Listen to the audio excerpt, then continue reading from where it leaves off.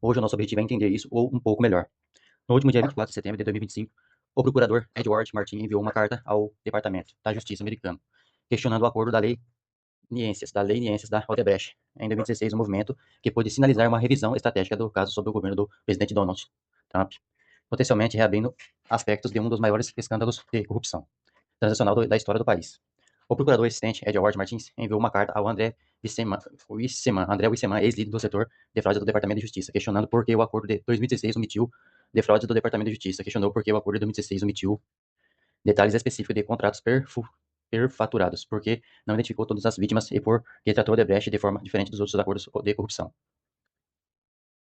E aqui está a pergunta que pode surgir em análise geopolítica. Se os americanos estão revisando o caso da Odebrecht, quanto tempo até questionarem implicações para os políticos brasileiros citados nas 77 delações que embaçaram o acordo?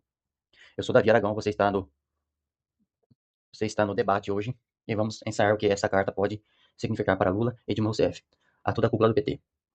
Por quanto tempo Trump decide revisar arquivos do maior caso de corrupção do século XXI? Pode ser interpretado como uma estratégia geopolítica? Fique até o final porque eu vou te mostrar como essa carta de 24 de setembro pode ser o primeiro passo hipotético de uma cascata que vai do Departamento da Justiça americana até a Lei Magnitsky, colocando líderes brasileiros na mesma lista que ditadores, oligarcas russos e violadores dos direitos humanos em um cenário de uma escala diplomática. Antes de explicar as consequências hipotéticas, vamos entender o que exatamente está acontecendo aqui no Vashti, que está acontecendo aqui e porque isso pode ser muito mais sério do que parece, com uma sinalização política.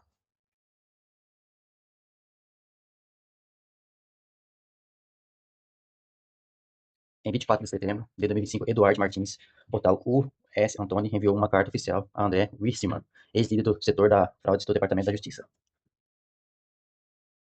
A carta solicitava explicações sobre o acordo da licença de Odebrecht em 2016. Martins não está fazendo perguntas burocráticas, ele estava questionando omissões processuais no que foi um dos maiores acordos de corrupção da história. Está perguntando por que informações cruciais foram emitidas, por que vítimas sofreram, identificadas, porque os departamentos de justiça na época tratou a Odebrecht de forma diferente dos outros casos de corrupção. Vamos ler exatamente o que Martins está cobrando. Ele cita casos comparáveis com a da Odebrecht, com da Embraer,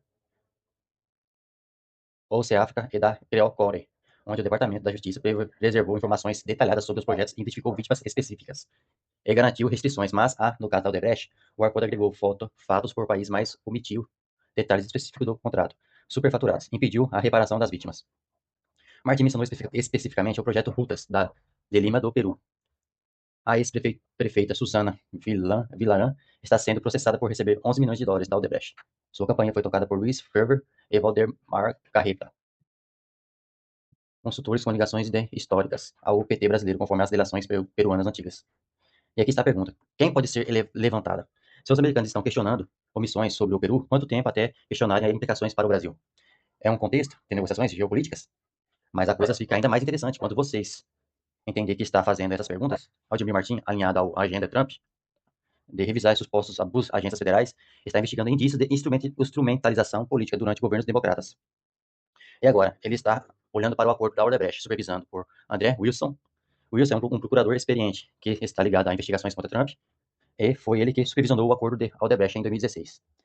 Era o último ano com o governo de Barack Obama, que naquela época tinha uma excelente relação com o Brasil, chegando inclusive a avisar que o Brasil,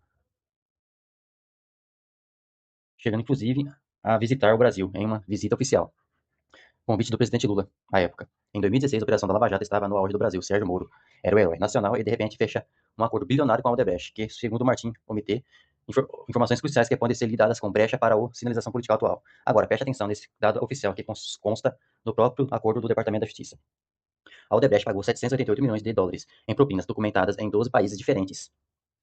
Esses subornos garantiram contratos fraudulentos de mais de 3 bilhões de dólares, mas aqui está o detalhe que Martins está questionado. O acordo não detalha quais contratos foram superfaturados. Não identifica quem recebeu propinas em cada país. Não permite que as vítimas busquem reparação. E como se alguém confessasse ter roubado 3 bilhões, mas o acordo não tivesse de quem roubou. Não parece estranho? Se o Departamento da Justiça avançasse para uma abertura hipotética do caso Odebrecht, ainda tem fase preliminar. 3 coisas poderiam ocorrer. Primeiro, o Odebrecht pode entrar em novas multas de centenas de milhares de dólares. A empresa já está fragilizada. financeiramente e novas penalidades poderiam destruí-la completamente. Segundo, delações anuladas do Brasil pelo STF poderiam ser reavaliadas nos Estados Unidos, porque as decisões de tributários brasileiros não vinculam as autoridades americanas. O Departamento da Justiça pode simplesmente ignorar o que Dias Toffoli decidiu no Brasil. Terceiro, e este é o mais explosivo, o Departamento da Justiça pode usar essas delações da base hipótica para as sanções individuais sobre a lei Magnitsky. Cada político brasileiro, citado nas 77 delações, virou alvo potencial em um cenário da escalada da tensão diplomática entre o Brasil e os Estados Unidos. E aqui que a história fica verdadeiramente fascinante do ponto de vista jurídico do geopolítico. Porque quando Martin questionou o acordo de 2016, ele estava apenas querendo recuperar dinheiro para as vítimas. Ele está potencialmente abrindo caminho para o longo ou maior como arma de negociações. A lei Magnitsky é como uma segunda linha de ataque aos americanos, usado quando a primeira não foi o suficiente. Primeiro você fecha acordo com a empresa, depois vai descobrir que esse acordo omitiu informações, você vai atrás da pessoa individualmente. É exatamente o que fizeram com a Venezuela. Primeiro, sancionaram a empresas estatais, depois sancionaram Maduro e dezenas de ministros pessoalmente. A Odebrecht pode seguir o roteiro similar em um ensaio de escalada. Se Martin avançar na revisão e continuar omissões, esse pode ser a evidência que faltava para aplicar sanções magníficas contra os políticos brasileiros, reforçando a posição dos Estados Unidos. A lei Magnitsky permite que sanções contra indivíduos estrangeiros responsáveis por corrupção significativa é que está o detalhe técnico crucial. Não precisa de condenação judicial, precisa apenas ser informação confiável de corrupção. O que Marx está descobrindo agora é que existe informações muito confiáveis. 77 delações detalhadas, acordos judiciais, confissões de exclusivos, tudo arquivado no Departamento da Justiça americana desde 2016. E aqui está onde as anulações do STF se tornam irrelevantes dos pontos de vista americano. Gestorf anulou as condenações de Lula em 2021. Anulou o acordo de leniência do Odebrecht em 2023, mas essas decisões não apagam os fatos do ponto de vista jurídico americano. Decisões de tribunais estrangeiros não vinculam autoridades americanas. O Departamento do Tesouro pode ignorar completamente o que o STF decidiu usar os mesmos documentos que a Lava Jato usou. Marcelo da Odebrecht confessou o pagamento de propinas ao PT. Autoridades petistas, autônomo Palocci, delatou esquemas de arrecadação ilegal ordenadas pela cúpula. Delcio do Amaral revelou operações compra de silêncio. Paulo Roberto Costa descreveu o sistema de nomeações políticas da Petrobras em troca de propinas. Tudo isso está documentado, gravado, protocolado. Agora o Martins está revisando essas informações foram adequadamente preservadas no acordo de 2016. Se não foram, e ele parece acreditar que não foram, isso pode justificar a ação individual contra beneficiários políticos em um extenso de sinalização geopolítica. O segundo critério da lei Magnitsky é que a corrupção precisa ter dimensão internacional. E aqui é o caso da Odebrecht, é o manual perfeito de corrupção internacional. Propinas pagas em 12 países diferentes: Angola, Moçambique, Venezuela, Peru, Panamá, República Dominicana, Argentina, Colômbia, Equador, Guatemala, México, contratos fraudulentos, entre continentes diferentes, mas aqui está o detalhe que Martins descartou na carta. O acordo de 2016 agregou fatos por país, mas omitiu detalhes específicos dos contratos, superfaturados. Ou seja, sabemos que houve crime em 12 países, mas o acordo não detalhou. Quais contratos? Quais valores específicos que exatamente se beneficiou em cada país? A Odebrecht criou o setor de operações estruturadas, um departamento corporativos inteiros, dedicada exclusivamente a pagar propinas internacionalmente. Tinha sistema próprio de comunicação criptografado chamado DROX. Operadores especializados em cada país conta os offshore coordenadas eram uma organização criminosa, corporativa transacional. Não é político brasileiro. Roubaram dinheiro público localmente e uma máquina internacional de corrupção que contaminou o comércio global. Por mais de uma década, o terceiro critério é o mais técnico, mas também é o mais devastador. Precisa ter conexões com o sistema financeiro americano ou tinha muita conexão. Dinheiro de propinas transitou por barcos correspondentes americanos, recebiam transferência que passavam por território americano, executivos da Odebrecht mantinham contas e patrimônios nos Estados Unidos, empresas fantasma usadas para lavar dinheiro, tinham operações de solo americano, o próprio acordo de Lenícia da Odebrecht com o Departamento da Justiça americana documenta violações à lei americana, que proíbe o suborno de autoridades estrangeiras. Documenta a lavagem de dinheiro através do sistema bancário americano. E aqui está o detalhe técnico que poucos entendem. Não precisa o dinheiro estar nos Estados Unidos, mas agora precisa apenas ter passado pelo sistema financeiro americano, em algum momento. A cada transferência internacional que tocou um banco americano, mesmo que fosse só transferência intermediária, gerou jurisdição americana. Quando o Martin questiona por que o acordo de 2016 não identificou todas as transações, ele está potencialmente descobrindo que mais dinheiro passou por território americano do que o acordo revelou. Esse político brasileiro se beneficiam desse dinheiro que passou pela legítimos lei da Magnitsky. Então vamos recapitular o que temos até agora: corrupção significativa comprovada, 77 delações, corrupções de executivos, documentação massivas arquivada do Departamento de Justiça americano. Impacto transacional verificado, 12 países, 3 continentes, uma máquina internacional de corrupção. O sistema financeiro americano, violações documentadas nas transações através de bancos americanos, esses são os 3 critérios da lei Magnitsky e o caso da Lava Jato. Preenche 3 perfeitamente. A razão de pelo qual Lula e Dilma é o pala do PT foram sancionados. Até pode ser porque o acordo de 2016 limitou o escrutínio individual.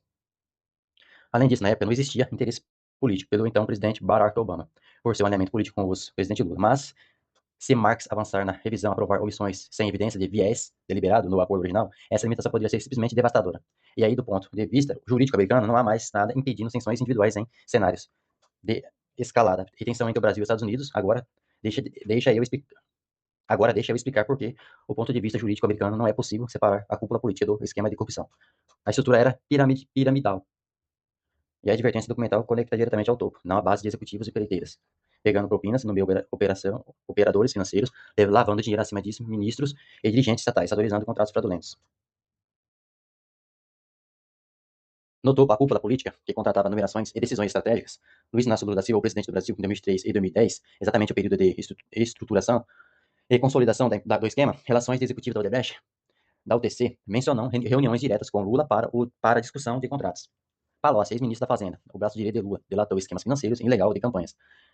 Delcio Gil de Amaral, ex-líder do governo do Senado, relatou operações de corrupção coordenadas ou apartamento triplex de Guarujá, no sítio da Itibaia, reformas pagas por empreiteiras, tudo documentadas pela Lava Jato.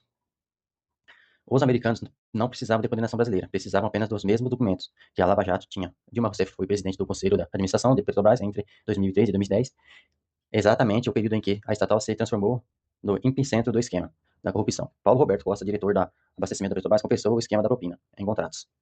Delatou que o sistema funcionava como conhecimento e a anuência da diretoria. Contratos bilionários aprovados com sobrepreço estrutural. Como presidente da República entre 2011 e 2016, Dilma nomeou diretores investigados pela Lava Jato, editou medidas provisórias para proteger executivos das empreiteiras e articulou politicamente para impedir investigações. Do ponto de vista do mecanismo, isso configura a proteção do esquema de corrupção transacional. Não precisa ter roubado diretamente, basta ter facilitado o projeto ou beneficiado do sistema. José Gersi, ex-ministro da Casa Civil, condenado no mensalão citado em múltiplas delações, como coordenador de esquemas de corrupção do corrupção Palocci, mencionou como operador-chave do sistema de arrecadação ilegal. Além dele, Antônio Palocci, ex-ministro da Fazenda e da Casa Civil, delatou o esquema de arrecadação ilegal de campanhas. Descreveu o sistema de pedágio em contratos públicos para financiar o PT.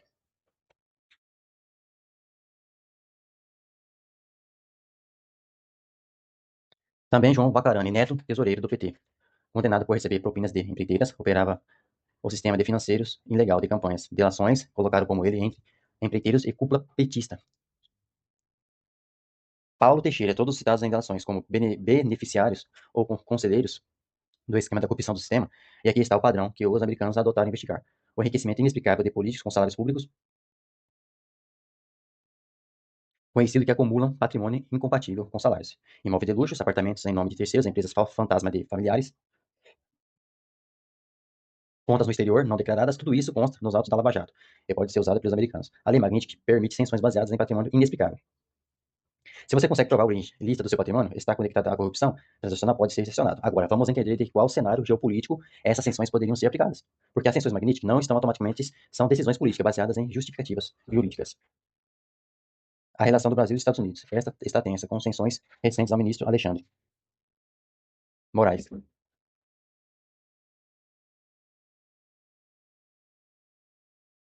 E a sua rede de violação de direitos humanos, liberdade de expansões, o governo Lula critica políticas americanas e o Brasil aproxima de cada vez mais da China e da Rússia. Trump voltou ao poder em janeiro de 2025 com uma agenda clara, pressionar países que desafiam a hegemonia americana. Marco Rubio, seu secretário dos Estados, é conhecido por uma postura agressiva contra governos da esquerda da América Latina. Imagine o seguinte cenário, que apesar de hipótico, é totalmente plausível. O Brasil continua protegendo autoridades nacionais pelos Estados Unidos. Moraes permanece no STF, protegido pela blindagem institucional. O governo Lula intensifica críticas dos Estados Unidos. Estados Unidos relatiam com novas sanções. O Brasil responde com retórica anti-americana ainda mais agressiva. Lula faz discursos atacando o imperialismo americano. E a aproximação com a China, com a Rússia, se aprofunda ainda mais. Nesse contexto, alguém do Departamento do Tesouro americano abre uma pasta com centenas de páginas de documentos do Departamento de Justiça americano sobre Odebrecht, outra pasta de delações da Lava Jato, mais conhecida como relatório Inteligência Financeira. E faz a seguinte pergunta: por que estamos sensacionando apenas Moraes? O Brasil foi governado durante 14 anos por partidos envolvidos no maior esquema de corrupção do mundo, já documentado na história. Cada ocorrência disso, a lei Magnitsky dá a presidente americano pode discricionário para sensacionar estrangeiros por corrupção. Não precisa de aprovação do Congresso, não precisa de processo judicial, precisa apenas de uma informação confiável. E essas informações já existem, está no Departamento da Justiça, está no arquivo do FBI, está em relatórios da inteligência financeiras, está de acordo com a licenças de empresas americanas que fizeram negócio com a Odebrecht, o único memorado do secretário do Tesouro para o presidente, uma assinatura uma assinatura de repente, Lula e Dilma e toda a cúpula do PT. Estão na SDN, lista negra do Departamento do Tesouro americano, sensacionados com a Lei Magnitsky. Isso não é uma ficção. Os americanos já fazem exatamente